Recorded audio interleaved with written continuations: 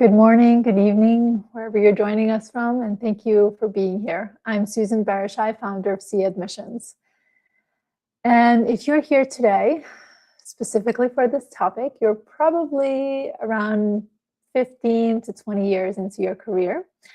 You're definitely proving yourself as a leader, and you're weighing whether an EMBA is the right investment at this stage for you. And I want to be really direct this morning.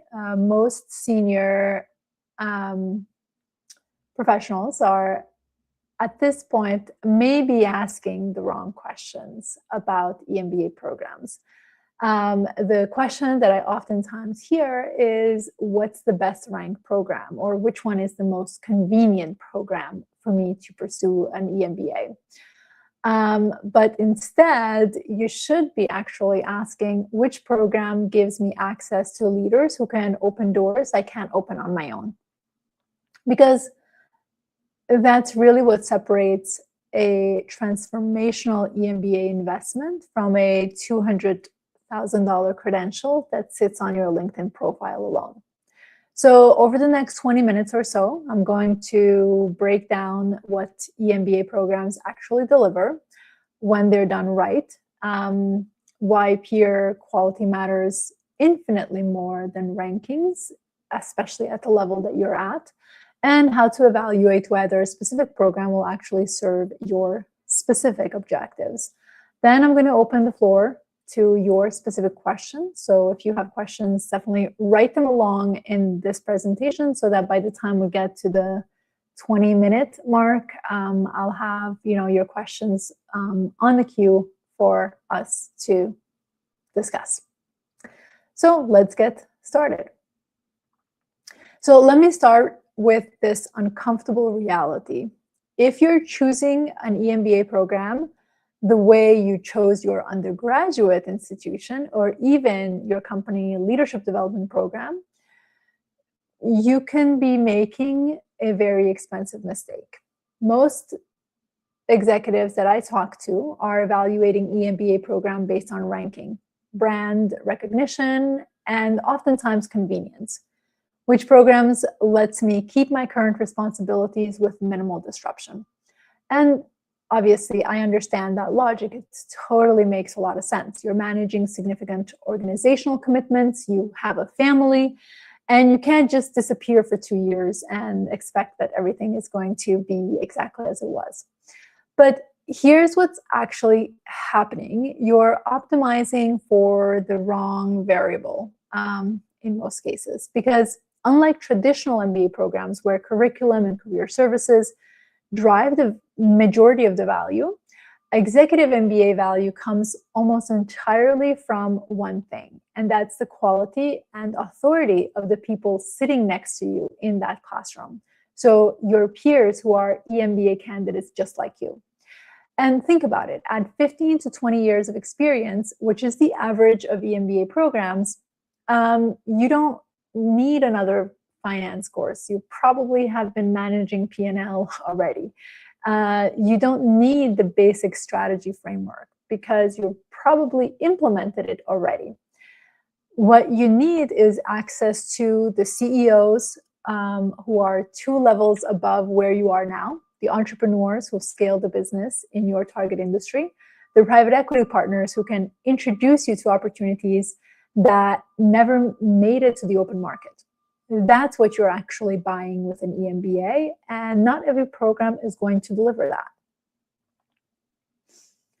So let's talk a little bit more about the meaning of quote-unquote network, because this word oftentimes gets thrown around, especially in EMBA marketing material, and it oftentimes means different things, especially if you're paying attention to the way it's used. So network doesn't mean you'll attend alumni cocktail hours alone. It means you'll have 60 new, or rather it doesn't mean that you'll have only 60 new LinkedIn connection. At the executive level, network means, do the people in your cohort have the organizational authority, the industry relationship, the strategic positioning to actually impact your next career move?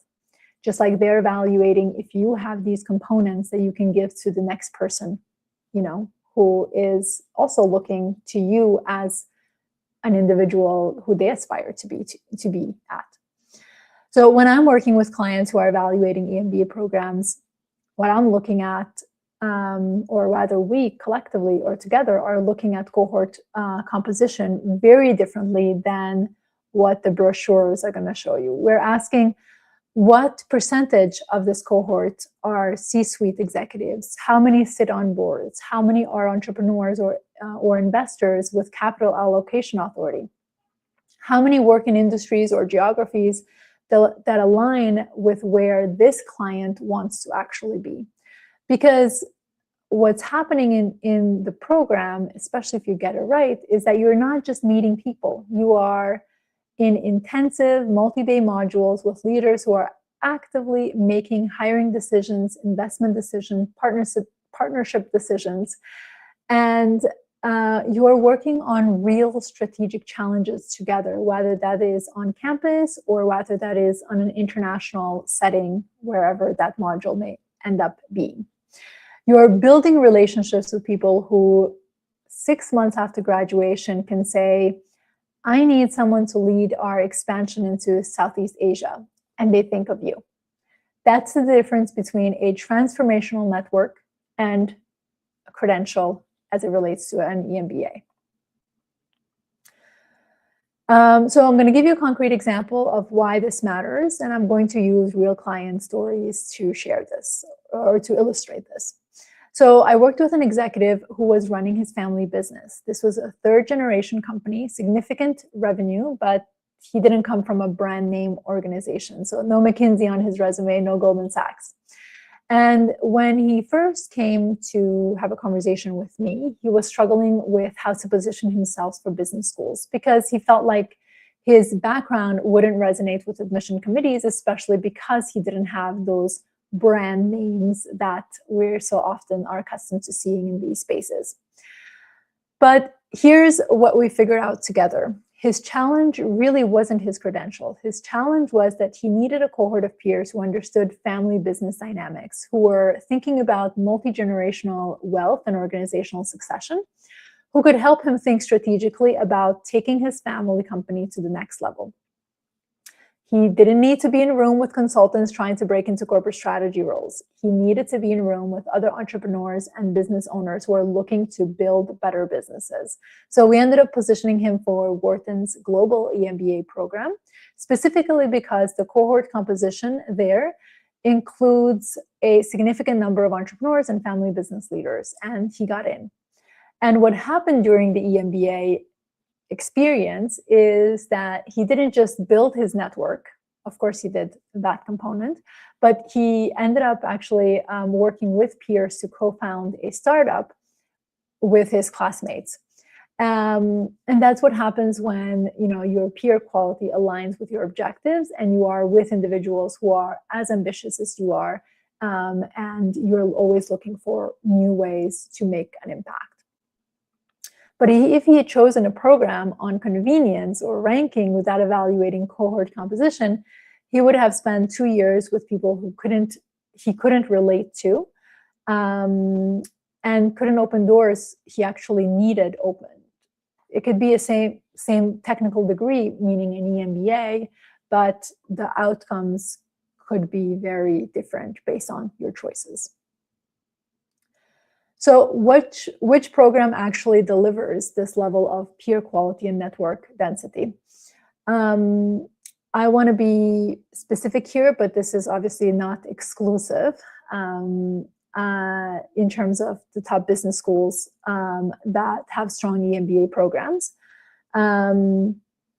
The programs that consistently attract senior leaders with real organizational authority are going to be the Wharton EMBA program, and they have 3 different options: Kellogg's EMBA program, Booth, Columbia, MIT Sloan, even Berkeley Haas is on the list as well.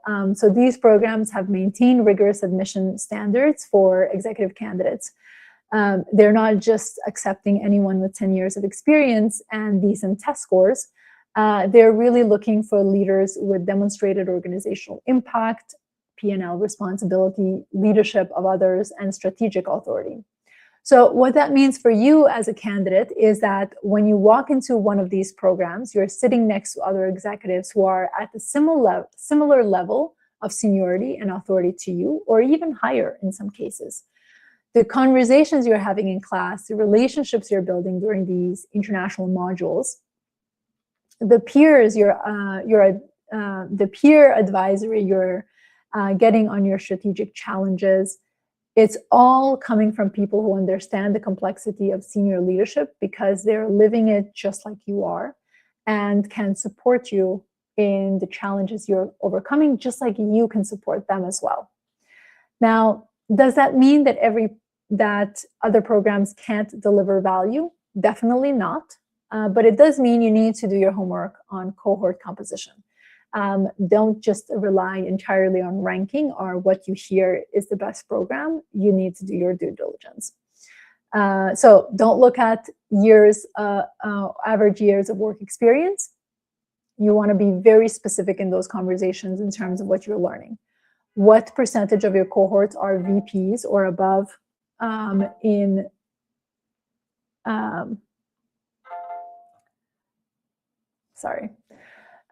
what percentages of your cohort or potential cohort are VPs or above in terms of their career?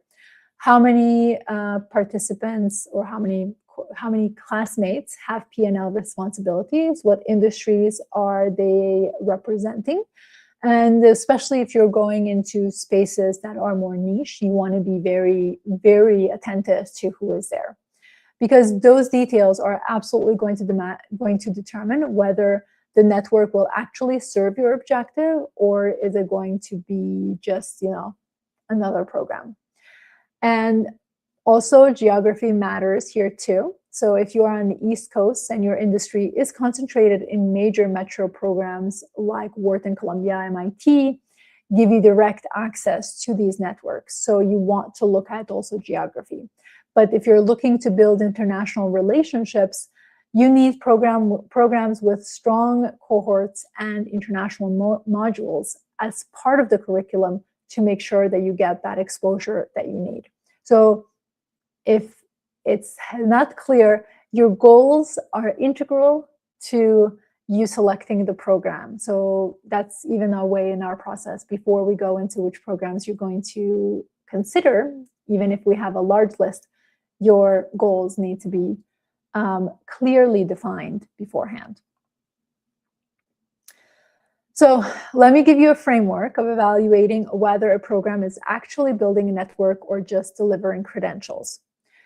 Credential-focused programs will market themselves around convenience. So minimal disruption to your career, flexible format that fits your schedule. And absolutely, that's going to sound really appealing when you have a demanding role. But what this actually signals is that they're not building the intensive transformational relationships that require you to be uncomfortable, to be in a residence together, to work through complex strategic challenges as a cohort. Network-focused programs are going to require more of you. They're going to have mandatory international modules, whether you're traveling to different regions, engaging with leaders in those markets, building relationships that extend beyond your home geography. They're going to have intensive residences where you're together for days at a time, not just weekend classes where everyone rushes in and out, and obviously you have other responsibilities to engage with. So a tactical way to evaluate this is look at the admission acceptance rate. If a program accepts 60 to 70% of applicants, they're optimizing for volume and not quality. The programs I mentioned earlier, so the Whartons, the Booth, the Columbia, the MIT, their acceptance rate is 20 to 30% of the MBA applicants because they're remaining and they're maintaining that high standards for those who get into that cohort. They want to make sure that those individuals who will continue to represent them are going to be the kinds of individuals that are representative of the standards that MIT stands for, that Booth stands for, that Kellogg stands for. Also, you want to talk to alumni, not the ones that the admission officer connects you with. Those can be helpful, but not exclusive. But find alumni on LinkedIn who graduated 3 to 5 years ago and ask them really poignant questions. Questions like, are you still actively engaged with your EMBA cohort? Do you reach out to your classmates for strategic advice? Have any of your classmates hired you or your peers, invested in your ventures, or opened doors that changed your trajectory? If the answer is no, that tells you something, and you should take that quite seriously in your evaluation criteria. Now, let's talk about the feasibility question, because this is where a lot of executives make trade-offs that they may later regret. So you're managing significant responsibility. You might have board commitments, investor relationships, direct reports who depend on your leadership, family obligations. And the question of, can I actually do this, is absolutely legitimate. But where I see people make mistakes is they're prioritizing convenience over network quality, and they end up in programs that fit their schedule perfectly, but doesn't deliver the ROI that they hoped it would when they first applied. So let me share another client story. I worked with an executive in the energy sector who wanted to pivot to private equity. He had the technical background, he understood the sector, but he didn't have the network to make that transition that he needed. So we positioned him for MIT Sloan's program, specifically because had a strong connection to the PE industry, and the cohort there includes a significant number of investors and entrepreneurs. Now, MIT's program required him to travel for international modules. It required intensive residences that conflicted with some of the work commitment. He had to have very direct conversations with his organization about coverage while he was in the program. But however, he managed to do it. He managed to organize everything. And the reason was because he knew how important it was for him to, one, make this transition, but in order to do that, he really needed to build the network that would enable him to make the most that he needed. So 6 months after graduation, he made the pivot into private equity. And he leveraged a lot of the international network at MIT to land his role. That wouldn't have happened, one, if he had chosen a program based purely on convenience. He would have gotten the credentials, but he wouldn't have built the relationships that actually changed his trajectory. So you need to evaluate format and structure. And remember that most EMBA programs, especially the ones that are strong, that are going to challenge you, will require about 20 to 25 hours per week of your time, which is substantial when you're managing a senior role and all the other things that you have going on in your life. But the question isn't what's the easiest program to complete. The question should really be, what's the program that will give me the network I need, and how do I structure my life to make this work? Because 2 years can be long, 2 years can be very short, and you shouldn't be only looking at the 2 years, but looking at the long-term ROI that a degree like this is going to deliver for you. So again, let's talk about why this matters so much, why I'm being so direct about the approach of choosing an EMBA program. Because really the cost of choosing the wrong program at the executive level is quite enormous. You're not 25 years old experimenting with your career. You are 15 to 20 years in. You have a track record. You have organizational authority. And an EMBA is likely one of the last major investments you'll make in your formal education. If you choose wrong, you don't really get a do-over. So here's what I see happen all the time. An executive chooses an EMBA program because it's geographically convenient. Maybe it's in their city, maybe the weekend format works perfectly with their travel schedule. They complete the program, they get the degree, and then 2 years later, they're still in the same role with the same network limitations they had before they started. The credentials didn't change anything because the relationships weren't there. Or they assume that all top-ranked programs are basically equivalent. They're all in 7 schools, so the network must be comparable. But that's not how it actually works in reality. Some programs attract entrepreneurs and investors, others attract corporate function specialists. Some cohorts are dominated by consultants looking to transition into industries. Others are filled with C-suite executives who are already running divisions or companies. Those are fundamentally different networks, and they open completely different doors. And some may be good for you and others may not. So the other mistake I see is not evaluating culture fit. Different EMBA programs attract different types of leaders. Some programs are very finance focused, very quant heavy. Others are more focused on innovation and entrepreneurship. Some have strong international cohorts. Others are predominantly domestic. You need to understand which program's culture aligns with your leadership style and your industry, because that determines where you'll actually build deep relationships with your classmates or just attend classes together and then going your separate ways after it's all done. So how do you evaluate this strategically? So I'm going to give you a high-level framework, and then if you want to go deeper on your specific situation, that's where we could do a consultation, and you can go to CE Admissions website to request one. So first question is network alignment.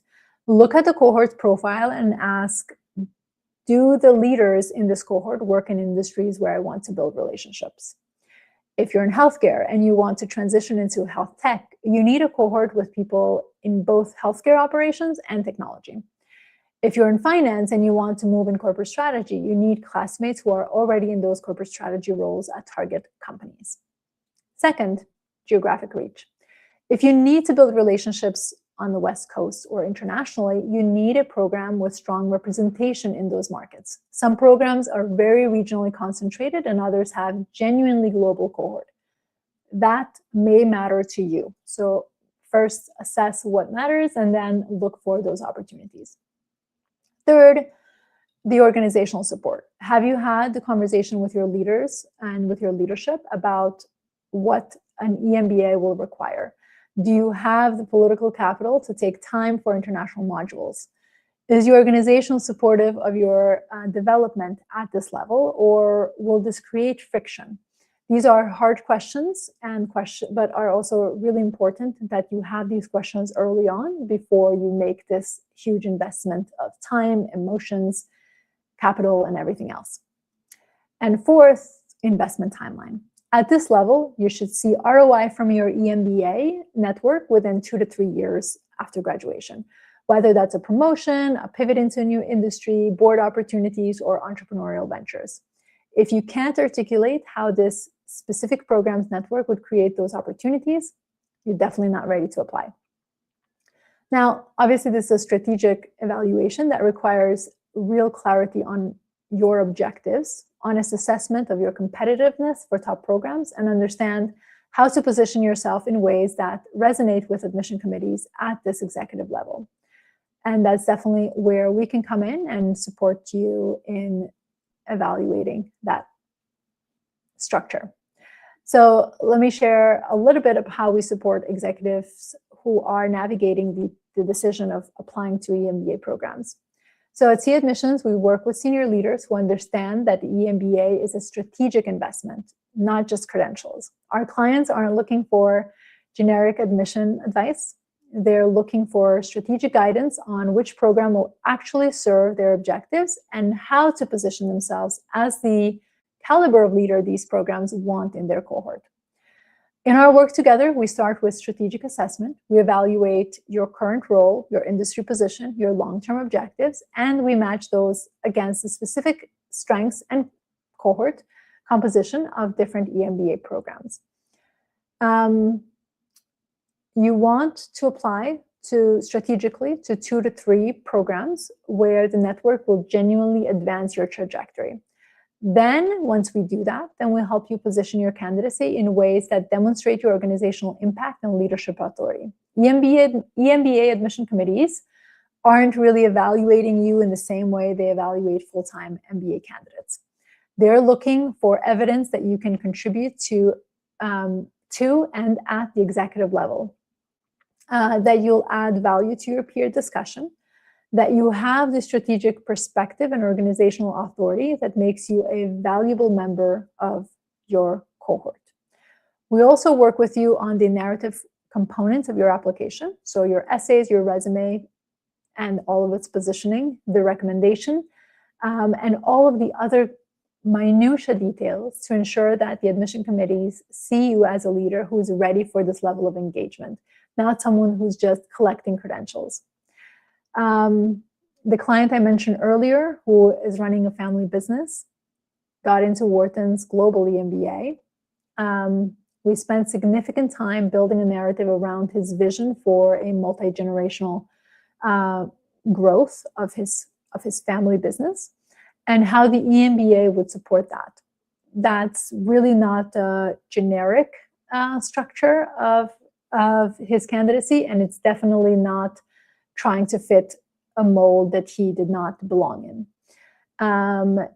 It really helped him showcase the value that he would bring to the cohort, and obviously that is what helped him get in. The client who transitioned to private equity, we positioned him in ways that showed admission committee he wasn't just chasing a career pivot, he had a strategic rationale for why the network and the program would enable his transition. If you are interested in discussing how we can support your application, reach out for a consultation.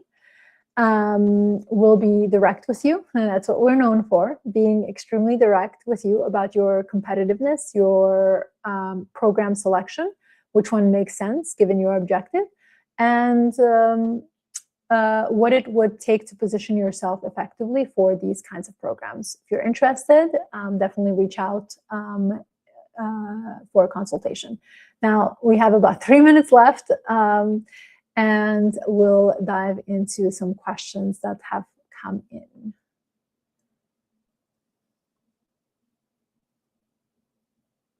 Let's see, do we have any questions in the comments? I don't see any. So let's go to questions that have come through the registration.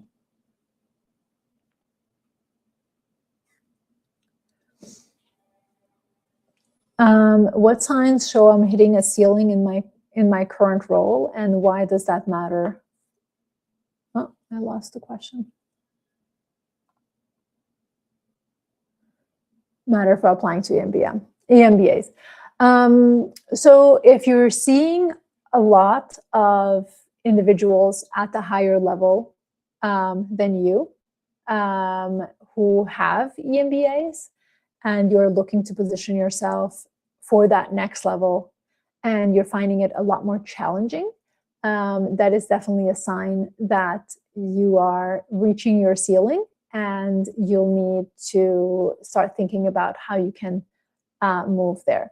Obviously, that's at a later stage, like in the decision-making process, because you should be looking 3 to 4 steps ahead at all times in terms of where you want to be and what do the profile of those individuals in the seats that you want to be in look like.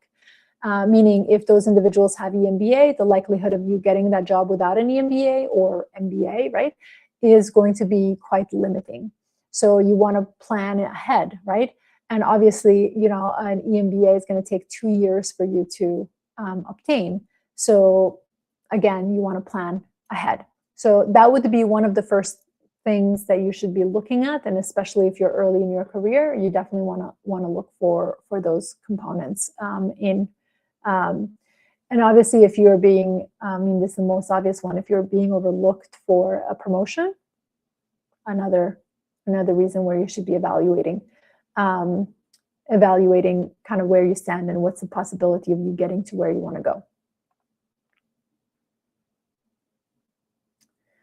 Okay, I think we're at time. Just a reminder, tomorrow I will be on the GMAT Club's platform. We'll be discussing how to negotiate scholarships for those who have been offered MBAs admission letters in round 1. So if you are fortunate to have been offered admission and want to learn how to negotiate scholarship, or if you're planning in the future and want to learn how to negotiate scholarship, definitely join us then. Next week, our usual programming will be, for the next 2 weeks actually, it will be on Fridays as opposed to our usual Thursdays. And that's because of the holidays. Thank you for watching. Thank you for being here. I wish you a wonderful holiday season and a happy new year. Hi, I'm Susan Barashai, founder of C Admissions. If you'd like to go deeper into MBA strategy, watch the next video here. And if you want more insights on building a standout application, click here to subscribe.